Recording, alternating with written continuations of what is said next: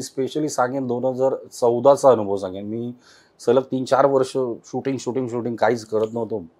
सगळे म्हणाले कुठेतरी जाऊया बाहेर फिरायला. तर म्हटलं आपण काश्मीरला जाऊ.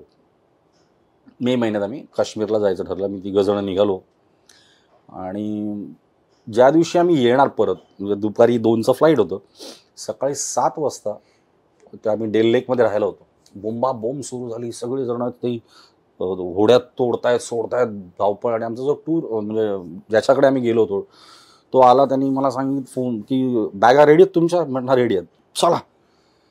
बोट काढली त्यांनी, आम्ही निघालो, गाडीत बसलो. आणि काय झालं काय काही नाही, तुम्ही निघूया आपण इथनं फक्त. आणि 3 का 4 रस्ते होते, 4ही रस्त्यांमधून फक्त पाणी होतं. आम्ही जाऊच शकलो नाही आणि आम्ही अडकलो. आणि मग कळलं आम्हाला की झेलम नदीचं ते तुटलंय, त्यामुळे सगळं फ्लडेड आहे कम्प्लीट. आणि आता करायचं काय? बोटी उलटलेल्या, काहीच नाही. तो मला माझ्या घरी चला, तो मागेच राहत होता डेल लेकच्या त्याच्या घरी गेलो आम्ही. 3 जण राहिलो. एक रूम दिली आम्हाला त्यांनी. आम्ही खाली यायचो. मिलिटरीची पोस्ट होती. पाणी कमी झालंय का? 2 दिवस झाले, 3 दिवस झाले, पाणी कमी होईच ना. 4थ्या दिवशी तो एक मिलिटरीतला माणूस होता, तो आला. मला सर मी नांदेडचा आहे. म्हटलं अरे काय परिस्थिती फार बेकार आहे. मी काम करा म्हणालो की इथं ना दुपारी येऊन 11च्या दरम्यान थांबा. इथून नंतर ट्रकची हे सुरू झाली आहे. वरती राज्यपालांचं घर आहे, तिथून हेलिकॉप्टरच्या थ्रू रेस्क्यू करतात. तर तुम्ही इथं येऊन थांबा, मिलिटरीचे ट्रक तुम्हाला तिथे घेऊन सोडतील आणि मग तुम्ही जाल. मी घरी गेलो, त्यांना सांगितलं असं. ती लोक नाही वेळ आहे का, मुलगी लहान आहे, कुठे जाणार, कधी जाणार. म्हटलं अरे तुमच्याकडे पण आता संपत आलं सगळं. अरे नाही कुछ नहीं, गाय है, रोटी और दूध पिएंगे खाएंगे, आप नहीं जाओगे जब तक ये सब ठीक नहीं होता. आम्ही त्यांना रिक्वेस्ट केली, नाही प्लीज जाऊ द्या आम्हाला. आम्ही निघालो. ट्रक आला, ट्रकमध्ये मिलिटरीच्या ट्रकमध्ये चढलो, तिकडे गेलो. तिथे गेल्यानंतर माझ्या लक्षात आलं की साधारणपणे 4-1 लाख लोक तिथं अडकलेली आहेत. आणि माझा नंबर तेवढाच होता साधारण. अरे बापरे म्हटलं, आता जंगलात तेही करायचं काय? थांबलो. मग बायको मुलगी मेन गेटवर थांबल्या. त्याच्यापासून अर्धा तास चालत मागे येऊन माझा नंबर, तिथे मी थांबलो होतो. बॅगा, एक बॅग माझ्याकडे, 2 बॅगा त्यांच्याकडे. बायकोला सांगितलं मोबाईल स्विच ऑफ कर अगोदर, कारण तिथे नेटवर्क पण तसंही नव्हतं आणि इथून कधी जाऊ हे माहिती नाही, घरी कसं कॉन्टॅक्ट करणार, काहीच हे नव्हतं. म्हटलं फोन बंद करून ठेवा आधी. आणि मी जेव्हा येत होतो परत, तेव्हा बऱ्याच लोकांनी मला ओळखलं की सर क्राईम पेट्रोल. हां, कोण आहे साथ में? फॅमिली आहे. तर बिहारची 4 मुलं आली होती फिरायला. ती सकाळी आले. मी त्या थंडीत कुडकुडत बसलो होतो. उठवलं, सर बच्चा कहाँ है आपका? मला नीचे है. फ्रूट्स लाय. तर ते जंगलात जाऊन सफरचंद किंवा काय जी फळं मला ती घेऊन आले आणि त्यांना दिली. आणि तेव्हा मी पहिल्यांदा आयुष्यात असं केलं की कोणी आलं की सर एक फोटो, एक बिस्किटचं पॅकेट मिळेल, बेटी को देना है. हो. आणि पुढचे 3 दिवस मी केवळ त्याच्यावरतीच मुलीला खायला घालत होतो. मी आणि बायकोने तर काहीच नाही खाल्लं, कारण तिकडे पाण्याची एक बॉटल भरण्यासाठी पण झऱ्याचं पाणी असायचं. मग ती बाटली लावून ठेवायची, मग ते एक अर्ध्या पाऊंडासाठी ती भरायची, ती घेऊन जायचं, पाणी द्यायचं. पण सर क्राईम पेट्रोल, हां आहो ना इधर खडे राहू ना, असं करत मी 5,000वर आलो होतो. डेव्हलपमेंट. मग गेटपर्यंत पोहोचलो. गेटवरती जो माणूस होता त्याने मला ओळखलं होतं, मिलिटरीचा माणूस होता. दुपारी सगळे असे निवांत पडलेले होते, आम्ही पण होतो. त्याने मला बोलवलं, मैं गेट खोलूंगा, फटक से अंदर आ जाओ. हां ठीक आहे. मग इशारा करतो. हां. मग आम्ही बॅगा घेऊन तयार राहिलो. असं त्याने हळूच गेट उघडला, घुसलो आतमध्ये. आत गेल्यानंतर खूप माणसं होती.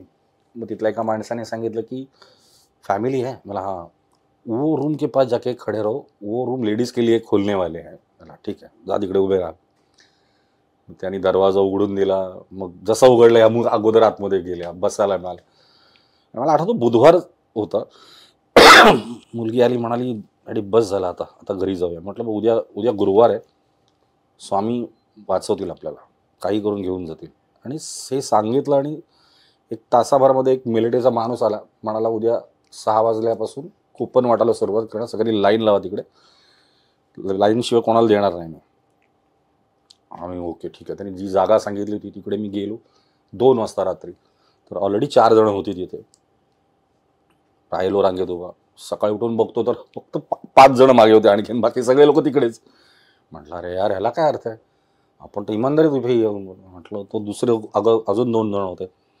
ते मला सर वो मिलिट्री वाले आएंगे तो आप बात कर लेना उनसे. म्हणा हाँ बात करता हूँ. तेवढा तो आला मिलिट्री वाला. म्हटलं रुक आप बैठो मैं देख के आता हूँ. नंतर बघितलं मागून 2-3 ट्रक आले, त्याच्यात सगळे लाठी आणि ढाल घेऊन खाली उतरले. त्यांनी सगळा अख्खा तो एअरपोर्टचा जो एरिया होता त्याला घेरला तिथे आणि त्याने अनाऊन्समेंट केली, मला रेस्क्यू करायची ऑर्डर आहेत, मी 5 मिनिटं देतो, हे रिकामं करा, नाहीतर मी लाठीचार्ज करेन, तुम्ही मरा नाही तर काही करा, मला काही देणं घेणं नाही.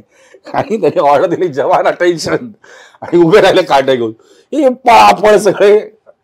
आणि यांनी कुपन वाटायला सुरुवात केली. आणि आम्ही तिथून मग काश्मीर श्रीनगर एअरपोर्टला आलो, मिलिटरी बेसला आलो.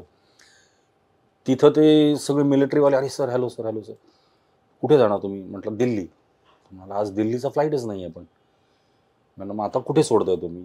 तर म्हणाला आता आम्ही आयदर जम्मूला किंवा बँगलोरला, जम्मू किंवा हां बँगलोर होतं. म्हटलं अरे दोन्ही वेगळंच आहे, आम्हाला काहीच नाही याच्यातनं. तर म्हणाला मला एक 5 मिनिटं द्याल तुम्ही, मी बघतो काहीतरी. हां. मग त्याने फोन केला कोणाला तरी की अरे तुझ्या त्या एअरपोर्टवरती काय आहे ते पाठवायचं आहे ना. हां ठीक आहे, मला एक फ्लाईट इकडे अरेंज करतो मी दिल्लीचं, मला दिल्लीला आता पाठवायचं आहे. असं करून त्याने 3 वाजता स्पेशली फक्त आम्ही 3 जण त्या विमानात, आणि ते मिलिटरीच्या विमानाने आम्ही दिल्लीच्या मिलिटरी येथे गेलो. मग तिथे गेल्यानंतर एक रिक्षावाला, अरे सर मला हा अटक घ्यायचं, कारण आमच्या रूपावरून कळत होतं की हे अडकले 8 दिवसापासून. नाही नाही भेटो. मग त्याने आम्हाला त्या एअरपोर्टला सोडलं. तर पैसे नाही नाही नाही सेवा आहे सेवा आहे, त्यांनी पैसे नाही घेतले. तिकडे गेलो, तिथेही लोकांनी अरे क्राईम पेट्रोल थांबमध्ये फोन ऑन केला, आईला फोन केला, बहिणीला फोन केला. आधी बहिणीकडे तर आई होती. म्हटलं, आणि आईशी बोलून जे मी रडायला लागलोय पहिल्यांदा, इतके दिवस जे साठवून ठेवलं होतं ते त्या मोकळं झालं. नंतर मी बघितलं तर फुल अशी गर्दी मागे उभी. मग एक वयस्कर आले, त्यांनी हात फिरवला, म्हणाला नाही आपने तो बहुत सहा है, पता चल रहा है. दूसरा आला, म्हणाला हमने तो आपको हमेशा मारते हुए देखा है, रोते हुए तो हमने पहली बार देखा है.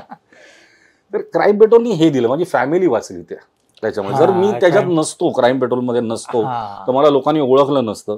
मला ओळखलं नसतं तर माझ्या मुलीला खाणं मिळालं नसतं.